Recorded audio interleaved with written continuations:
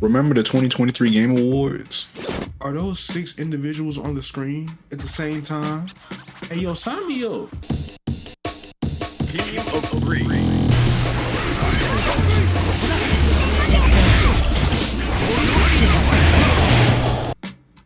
Oh my god.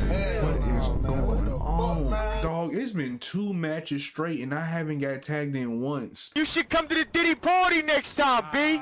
Ladies and gentlemen, it's time we have a dialogue about the Team of 3 mode that was introduced in Guilty Gear Strive as a beta test. Yes, we've been waiting on this mode for about a year and it's even been delayed, but we got it. And god damn, I don't know how to feel about this mode. On one hand, I think it's a fun mode. I don't think it was a bad idea, and honestly, it's pretty fun with friends. And on the other hand, let's go ahead and talk about it. So for those who again are unaware, Guilty Gear has added a Team of 3 mode, which is essentially a party mode that has a tag team system, similar to how games like Fighters or Marvel in a sense. Now take the tag system but add the mom mode from like the older Guilty Gear games. Here's how it works. You have a main and you have 2 assists. Everyone shares the same health bar. As concerning as that may sound, funny enough, because we all know that Strive is a high damaging game, they actually reduced the damage for most of the cast of characters in this mode. You can still do a lot of damage, don't let that fool you. Especially if you get Happy Birthday, you're gonna get cooked. But there's also a skill system, which is also like kind of like an item system where the assist can actually choose like items that can assist you in battle that can essentially give you an advantage or disadvantage. I'm not gonna lie, it depends on the situation, but most time it's an advantage. But these items can range from like you recovering lost health, adding poison effects, or using the wind to manipulate the stage, and just a whole bunch of silly shenanigans. And I guess it works, it's just chaos. And then you have break-ins, or in this case, assist. This is for, again, your assist characters, and you have up to 3 of them. They all have different variations and different purposes, and you just choose which one you kind of prefer or what is needed during that interaction, I guess. Then there's the tagging system. So in case you want to switch your partner out, or again switching to a main, the leader has to agree with you. They'll show a little icon saying that, hey, this person wants to tag in, and there's like a little cooldown window for you to do it.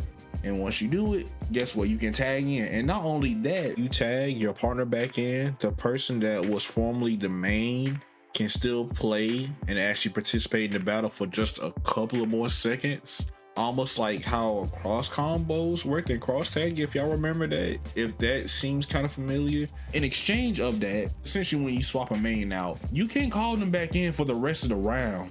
It's a very bizarre decision, don't get me wrong, but we're gonna go more about that later. Let's go ahead and talk about the good and the bad about this mode. Starting with the good, because we like being positive and whatnot. So off rip, playing this mode with friends is absolutely fun.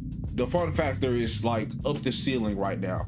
I will admit it myself. Playing this with friends, having like a strong communication and cohesion, the team synergy, if you will, it feels very good, from my experience at least. When you making the right call outs and communications with the tag-ins, oh boy, it feels good. It's pure bliss and it's very fun. And I think that's kind of the average output you get when playing a party mode with friends, because that's how it's meant to be played. So yeah, it's a very fun experience with friends. That's like an immediate must. Number 2, the absolute chaos in crazy interactions you normally wouldn't get, because again, this is a 3v3, not 1v1. So, and plus the little crazy items and skills that come about whenever your assists are pulling different moves and stuff off. So you are able to do combos and routes that weren't possible. Oh, and pressure sequences too. Be thankful you didn't have to deal with the 3 Potemkin matchups.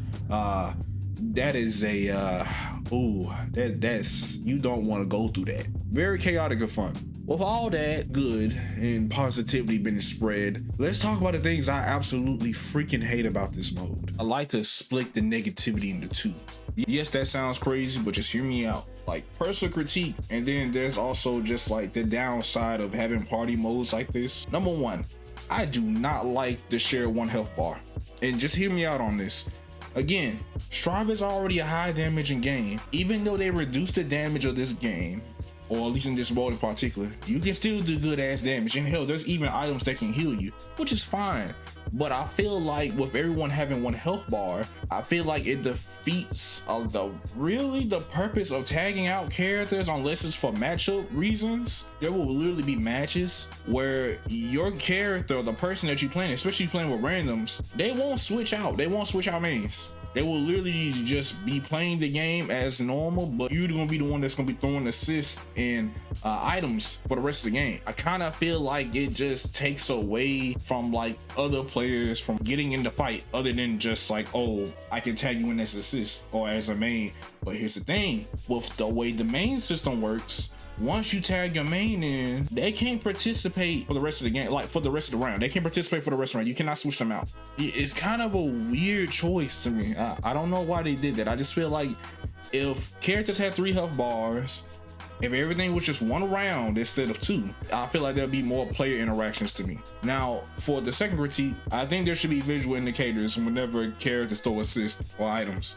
I mean, it don't necessarily have to be items in some cases, but like, that's just me. There's a lot going on in the stream when it comes to this mode, and I just feel like having that small overlay or a drop shadow or like just something that can indicate that, hey, this person is on my team.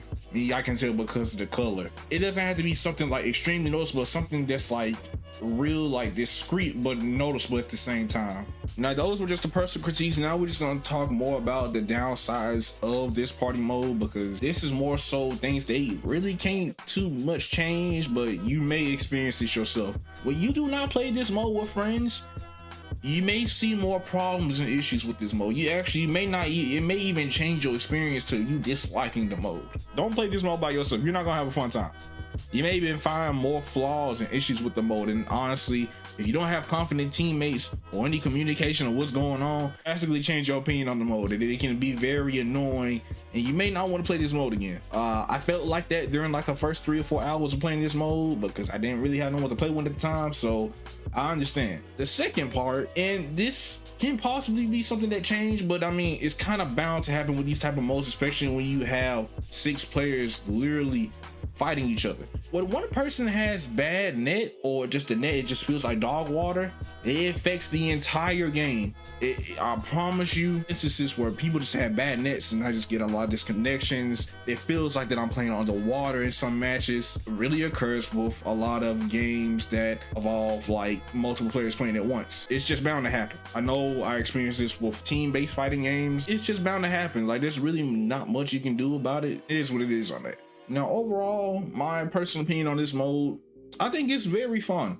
It is a very enjoyable mode, again, especially playing with friends.